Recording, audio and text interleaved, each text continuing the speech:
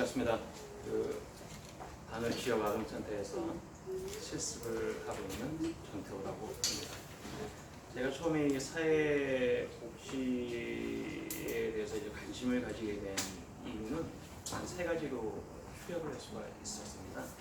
첫째는 제가 지금 나이가 있다 보니까 아이들이 지금 어려요. 그래서 아이들을 위한 이해도를 좀 높이고자 하는 게 첫 번째 목적이었고, 두 번째는 또 나이가 있다 보니까 생각이 너무 고착화되더라고요. 그래서 생각의 유연성을 갖자는 게 두 번째 목적이었고, 세 번째는 제가 현재 사업을 하고 있는데 현 사업의 확장성이라는 부분을 접근하기 위해서 이 공부를 시작을 하게 되었습니다. 그다음에 여기에 대해서 사회복지에 대해서 이제 관심을 가지고 공부를 하다 보니까 노인복지에 대한 게 저는 처음에 제 눈에 들어왔어요. 그래서 들어오다 보니까 재가센터라는 게 또 보이더라고요. 그래서 이제 다니면서 제가 재가센터를 많이 봤어요. 무지 많더라고요. 병점이든 뭐 안성이든 이천이든 어디든 무지 많이 생겼는데 단 무지만이 또 없어졌더라고요. 이유는 어떻게 하느냐? 지나가다 보면 재가센터라고 적힌 곳에 임대료도 많이 적혀 있어요. 이렇게 쭉 보면서 또 이제 쭉 가다 보니까 재가센터가 어떤 데는 컨테이너처럼 그냥 하나 갖다 놓고 또 운영하는 곳이 또 있어요. 그런데 어떤 데는 굉장히 대형화되었더라고요. 그 중에 제가 대형화된 곳 한 군데를 소개를 하고자 합니다. 이 인근에 있는 병점에 보면 동부케어라고 하는 사회적 기업이 있습니다. 인터넷에 쳐보시면 많이 나와 있는데 이 기업을 보면서 아주 저는 굉장히 재미있게 생각을 했어요. 이 복지에 있어서 백화점이라고 표현을 할 정도로 재미있고, 제가 좀 이따 소개시켜 드리겠지만 우리가 이 사회복지 업무를 함에 있어서 이 사회복지 업무는 어떻게 보면 관적 업무를 대신 수행하는 업무잖아요. 그러다 보니까 이 사회복지에 대한 파트 말고 관에서 어떤 업무를 수행해야 되는가에 대한 이해도도 필요하다고 저는 생각을 했어요. 이 동부케어가 그렇게 접근을 하고 있더라고요. 잠깐만 제 동부케어의 그 대표님 인사말을 잠깐만 이제 추려서 말씀을 드리겠습니다. 동부케어의 그 주 모토는 행복을 드리는 마을 종합 돌봄 서비스에 있습니다. 동부케어는 2008년부터 노인 장기 요양 서비스 기관을 화성, 평택, 용인, 오산 지역에 설치 운영해 왔고, 2015년도에는 경기도 일자리 우수기업, 자 이거는 노동부 거예요. 일자리 우수기업은요, 우수기업, 또 경기도 여성 고용 우수기업, 이것도 정부 시책에 여성을 많이 채용을 하거나 하면 지원금이 또 나와요. 또 2016년에는 SK 사회 성과 인센티브 어웨이드 수상을 하였습니다. 이 동부케어는 출생에서부터 장례까지 마을 단위 돌봄 서비스를 실현하는 데 주 목적이 있고요. 신생아, 산모, 어린이, 장애인, 치매, 중풍, 어르신까지 종합사회 서비스를 제공하고 취약계층의 일자리 창출 및 지역사회 발전에 기여하고 있습니다. 자, 여기서 이 맥락만 봐도 이 동부케어가 뭘 추구하는지가 나와 있거든요. 우리가 생각하는 노인, 아동 이런 부분만이 아니고 사회적 기업이라는 모토 안에 정부가 운영하는 이 사업을 같이 수행을 하는 거예요. 그 조직을 가지고. 그런 점도 아주 재미있었고요. 이 동부케어의 어떤 그 역사를 잠깐 소개시켜 드리면, 동부케어는 성장기가 2008년부터 2015년도까지 있었던 일을 보면, 동부케어가 노동부 지정 사회적 기업의 인정을 받았어요. 노동부는 여러분들이 알고 있다시피 고용 창출이 주 업무예요. 고용 창출이 요 포인트를 여기다 두시면 될 것 같고요.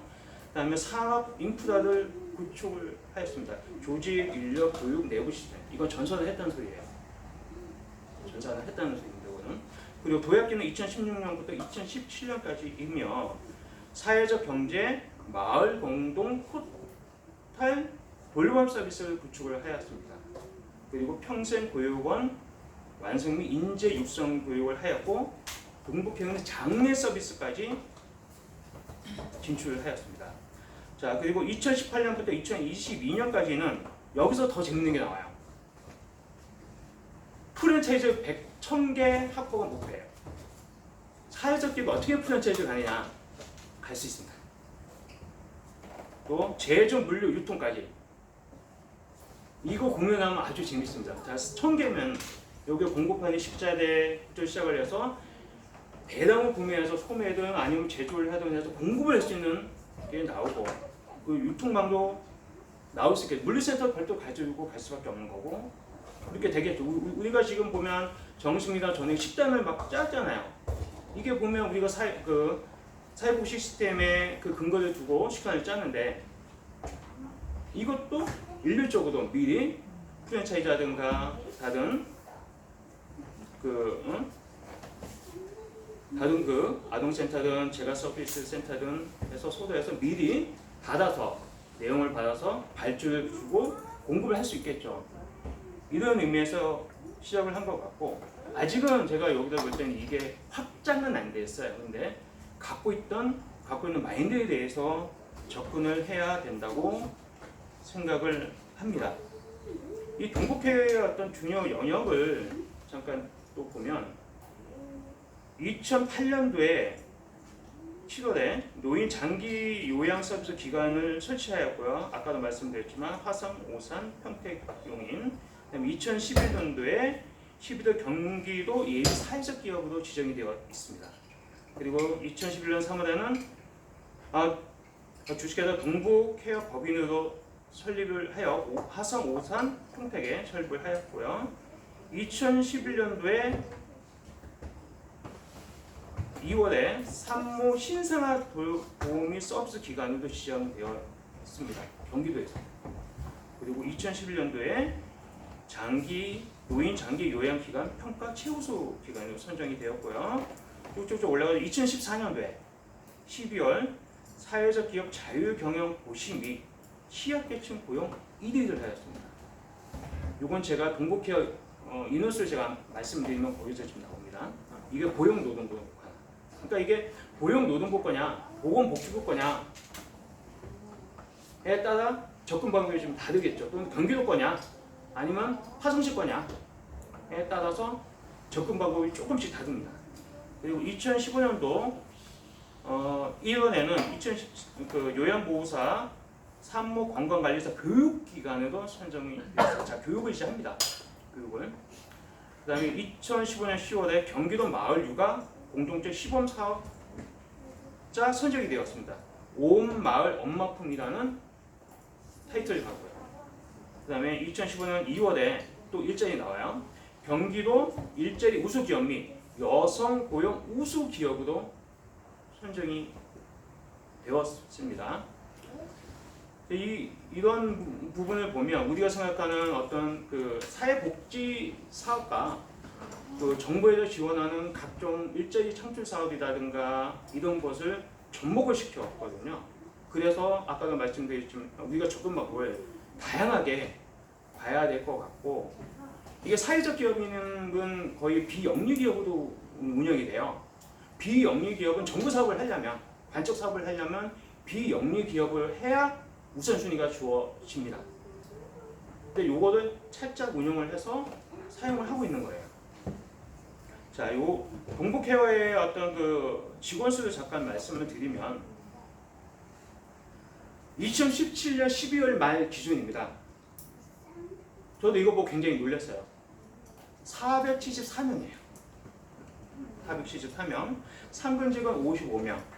시간제는 419명. 일자리 창출은 인원수입니다. 고용보험 가입 수를 가지고 일자리 창출 성과를 매겨요. 그러니까 8시간 주 55시간제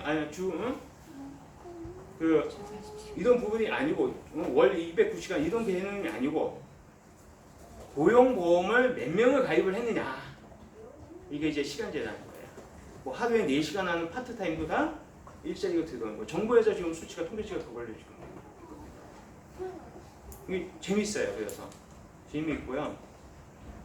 이런 어떤 동북해와의 어떤 사업 분야를 보면서 아주 다양하게 백화점 형태로 운영하는 이런 형태를 보면서 아주 재미있었고요.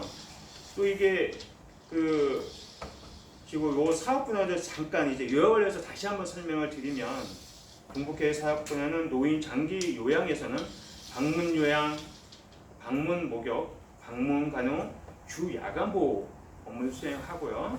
사회 서비스에서는 노인 돌봄 종합 서비스, 장애인 활동 지원, 목욕 및 강호, 그다음에 가사 간병 서비스 방문, 그다음에 산모 신생아 건강 관리 지원까지 이렇게 하는데 이게 다 사회복지 서비스입니다. 또 교육 사업에서는 요양보호사 교육, 산모 신생아 건강 관리사 교육, 마을 아이 돌봄 서비스 교육. 요양보호사 교육은 그 간호사분들 요양보호사 교육센터 운영할 수 있습니다. 이게 좋은 게 뭐냐면 제가 볼 때는 이런 거예요. 요양보호사 교육을 받는 분들은 사회복지에 대한 또 수급자분들 많이 알고 있다고 저는 판단이 돼요. 그래서 관심이 있어서 이거를 교육을 받는 부분들이 있거든요. 그렇다면 만약에 제가 섹터를 한다라고 했을 때 요양보호사를 파견하잖아요. 파견하면 수급자에 대한 부분들이 일정 부분 확보를 할 수 있고 이런 부분에서 좋고 저는 이제 교육하고 좀 섞어야 된다고 많이 지금 생각을 좀 하고 있고요. 이런 부분이 있습니다. 이 동북케어가 현재는 보면 본점이 이제 화장실 변점에 있고 지점 및 센터 교육원 및 이런 것이 한 10여 개 넘게 좀 있어요. 아주 다양하게 주간 보호센터, 화장실 치매 안심센터, 요양보호사 교육원, 산후도우미 서비스, 아이 돌봄 서비스가 좀 이렇게 좀 있습니다. 이게 대형화되어 가고 있는 추세가 있고, 아까 그 최사장님께서 이 창업에 대해서 잠깐 좀 말씀드렸는데, 제가 이렇게 쭉 보다 보니까 이 사회복지 요거는 이제 더 추가를 하더라도 사회복지 갖고 창업을 하려면 저는 그 3년 정도는 내가 거주하고 있는 곳이 아닌 내가 창업을 생각하고 있는 곳까지 생각을 해서 내가 살고 있는 곳하고 내가 해서 그곳에서 지역 활동을 해야 된다고 생각을 해요. 왜냐하면 지역 활동이라는 거는 봉사활동도 있고 동사무소 자치원도 있고 여러 가지가 있거든요. 왜냐하면 그 지역에 대한 특성을 판단해야 되고 그 특성을 판단하면서 수급자가 많이 있는 위치라든가 이런 분들도 파악할 수 있고 그러다 보면 자연스럽게 수급자들에 대한 확보를 할 수 있지 않을까라는 제 개인적인 견해가 있습니다. 그래야 아까 서두에 말씀드렸지만 이게 돌다 보면 제가 센터에 있는 데 보면 많이 폐업을 하는 이유 중에 하나가 수급자를 못 찾아요. 수급자들. 그래서 폐업을 하는 거거든요. 이게 준비가 안 된 상태에서 그래서 이 창업을 하다 보면 폐업하는 이유가 거기에 있지 않나 이렇게 생각이 되고요. 지금 현재는 그래서 제가 이제 결론적으로 말씀을 드리면 이 동북케어를 보면서 고민을 했던 거는 준비를 해야 된다. 준비를 해야 되고 그리고 모든 사업은 함부로 시작하면 안 된다. 실패 확률이 높기 때문에 준비를 하고 접근법을 다양하게 생각을 하고 그리고 이 업무를 하면 사회적 요 업무만 보지 말고 관에서 하는 업무까지도 한번 훑어본다. 그러면 제가 업무만 하는 게 아니고 산후도우미도 파견할 수 있고 이게 다 요양보호사 파견인 거잖아요. 다양하게 아이 돌봄도 파견할 수 있고 그러니까 한 맥락이거든요. 이게 그런 식으로 접근을 해야 성공 확률을 높일 수 있지 않을까 이렇게 생각을 합니다. 그래서 저도 이걸 공부를 하면서 아주 생각이 아주 좀 더 구체화되고 좀 더 고민이 많긴 한데 저는 이제 제가 하고 있는 일이 이제 일자리 창출 관련된 일을 하고 있어요. 그 일자리 관련된 일을 그래서 그쪽에 대한 거를 저는 좀 많이 고민을 하고 있고 그걸 좀 더 구체시키고자 노력을 좀 하고 있습니다. 우리 여기 있는 분들도 뭐 좋은 직장으로 취업을 하시는 것도 목적이고 또 창업을 하시는 것도 목적인데 모두가 더 좋은 상황에서 미래를 맞이할 수 있었으면 좋겠습니다. 감사합니다.